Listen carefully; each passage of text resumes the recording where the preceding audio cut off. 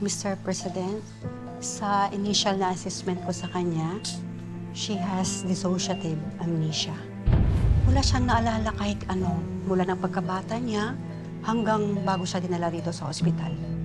Pero may gagawin pa kami mga test para makumpirma yung extent ng memory loss.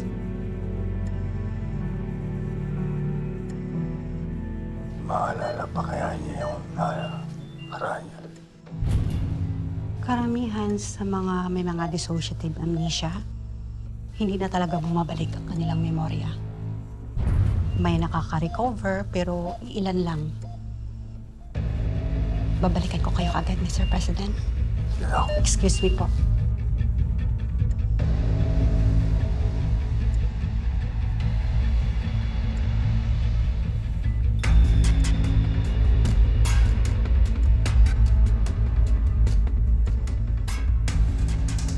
Kung suswertihin ka nga naman, hindi ko na po problemahin kung paano ko mailalayo si Vanessa kay Elias. Makakapagsimula na tayo ng bagong buhay na ko.